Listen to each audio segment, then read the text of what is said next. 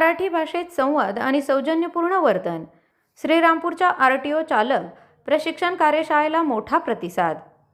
श्रीरामपूर उपप्रादेशिक परिवहन कार्यालय श्रीरामपूर यांच्या वतीने रिक्षा आणि टॅक्सी चालकांसाठी विशेष प्रशिक्षण कार्यशाळेचे आयोजन करण्यात आले.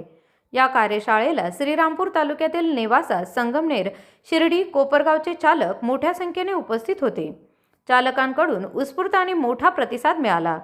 प्रवाशांशी संवाद साधताना मराठी भाषेचा वापर करणे आणि सौजन्यपूर्ण वर्तन ठेवणे या मुख्य उद्देशाने या शिबिराचे आयोजन करण्यात आले. चालकांनी प्रवाशांशी संवाद साधताना मराठी भाषेचाच वापर करावा, जेणेकरून स्थानिक प्रवाशांशी संवाद सुलभ होईल. महिला, ज्येष्ठ नागरिक आणि इतर प्रवाशांशी अतिशय नम्रपणे आणि आदराने वागावे. वाहन चालविताना वाहतुकीच्या सर्व नियमांचे पालन करावे आणि प्रवाशांच्या सुरक्षेला सर्वोच्च प्राधान्य द्यावे. RTO अधिकाऱ्यांनी मार्गदर्शन करताना सांगितले की चालक हे शहराचे प्रतिनिधी असतात. त्यांचे प्रवाशांशी असणारे वर्तन शहराची प्रतिमा ठरविते. त्यामुळे मराठी भाषेतून संवाद साधत प्रवाशांना उत्तम सेवा देणे हे प्रत्येक चालकाचे कर्तव्य आहे. या कार्यशाळेमुळे चालकांमध्ये सकारात्मक ऊर्जा निर्माण झाली असून त्यांनी RTOच्या या उपक्रमाचे स्वागत केले. स्पीड न्यूज मराठीसाठी शोएब शहा. पण महाराष्ट्रात जन्म घेतलाय, आपल्याला मराठी बोलता येतं आणि सगळ्यांना छान, मी मगापासून बघतीये सगळेजण खूप छान मराठीत बोलताय. मग तरी पण आपल्यापर्यंत ही वेळ का आली? तर अशा काही 1-2 घटना घडल्या की ज्यामुळे आपलं शासन हे सतर्क झालं आणि त्यांनी ठरवलं की आपल्या प्रत्येक माणसाला मराठी यायला पाहिजे. आता बघा, कधी कधी असं झालं की जेव्हा शब्दांचा शोध नव्हता, जेव्हा क, ख, ग, घ नव्हतं, त्यावेळेस माणसं गुणांनी बोलत होते. आणि गुणांनी बोलता बोलता मग अक्षरांचा शोध लागलाय, मग शब्द झाले आहेत, मग वाक्य झाली आहेत आणि आता आपण एकमेकांशी असं संवाद करू शकतो. पण अजून सुद्धा काय होतं माहितीये, एखाद्या बाईंनी, एखाद्या स्त्रीने, एखाद्या काकांनी जर विचारलं की शिर्डीला जायचंय, यायचंय, येतंय, तर रिक्षावाले काय म्हणतात माहिती? आता ही भाषा आहे का? आपण का जमलोय माहिती का? तर यासाठी जमलो.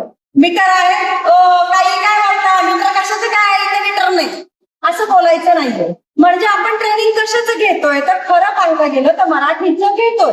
पण मराठीमध्ये सुद्धा आपल्या प्रवासी जो बसणार आहे आपल्या रिक्षामध्ये, त्याच्याशी आपलं वर्तन कसं असावं, आपण त्याच्याशी कसं बोलावं, आपण त्याच्या प्रश्नांची उत्तरं कशी द्यावी. म्हणजे आता बघा, डिजिटल झालेलं आहे सगळं. माझ्याकडे कॅश नाहीये आणि मी जर विचारलं की माझ्याकडे कॅश नाहीये, बसायचं नव्हतं ना. ही खूप कॉमन उत्तरं आहे, पण अशी उत्तरं द्यायची नाही. यासाठीचा हा वर्ग आहे की तुम्ही आणि मी, आपण सगळेजण बरोबर चाललेलो आहोत. तुमचा व्यवसाय आणि तुम्हाला लायसन्स देणारे अधिकारी, या सगळ्यांची इच्छा आहे की तुम्हाला मराठी बोलता आलं पाहिजे. मराठीमध्ये प्रवाशांसोबत तुम्ही छान संवाद केला पाहिजे. अगदीच आता बघा, एक झंकार पेट्स असलेलं असं मॉडेल असतं रिक्षामध्ये. प्रवासी दमलेला असतो किंवा तो पेशंट असतो, तो गाडीत बसतो रिक्षात आणि म्युझिक चालू होतं. तर विचारा, म्युझिक चालू करू का? एवढा आवाज बस का? त्यांच्या मर्जीनुसार. आणि माझ्या घरात तर म्हटलं जातं की ड्रायव्हरच्या इच्छेनुसार आणि प्रवाशाच्या इच्छेनुसार प्रवास खूप छान होतो. अगदी तसं आम्हाला तुम्हाला आज सांगायचंय की आता फक्त माझ्या बाबतीत काही वाक्य तुम्ही म्हणणार आहात, ठीक आहे? मला शिर्डी येथे जायचं आहे, हे प्रवासी म्हणतो. प्रवासी तुम्हाला विचारतोय, मला शिर्डी येथे जायचं आहे, तुम्ही काय म्हणणार? या, चला, म्हणा.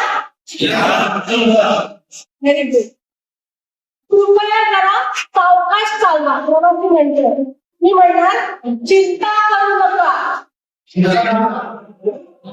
चांगला वाटला मॅडम, चांगल्या प्रकारे आम्हाला मार्गदर्शन केलं की प्रवाशाबरोबर कसं बोलायचं, मीटर प्रमाणे भाडे घ्यायची, प्रवाशांना योग्य मार्गदर्शन करायचं,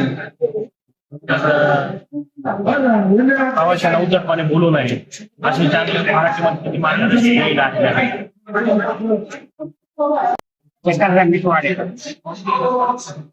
कसं वाटलं तुम्हाला? काय शिकवलं मॅडमने?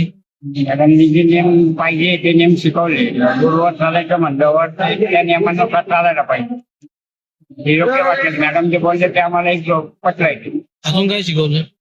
नाही तेवढंच ना प्रवाशांशी कसं वागायचं? प्रवाशात संघ घरच्यासारखं बोलावं लागेल ना. आपण जसं घरच्याचं वातावरण करतो तसं बाहेरच्या संघ वातावरण फॅमिली म्हणूनच आपण रिक्षात बसवतो ना सर.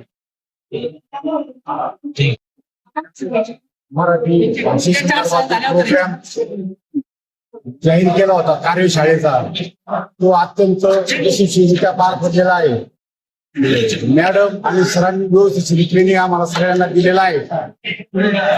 काय काय शिकवलं तुम्हाला? मराठी भाषा शिकवली आणि मग प्रवाशांना कशी उत्तरे द्यायची, अरे रव्याची उत्तरे देऊ नये. होय. गाडीचा स्पीकरचा आवाज कमी ठेवावा. होय. प्रवाशांना आज्ञेची वागणूक द्यावी. हे गेलं असे या गोष्टी आम्हाला शिकवल्या चांगल्यापैकी. कसं वाटलं तुम्हाला? एकदम छान वाटलं सगळ्यांना. ताज्या बातम्यांकरिता सबस्क्राईब बटन दाबून यूट्यूब चॅनल सबस्क्राईब करा.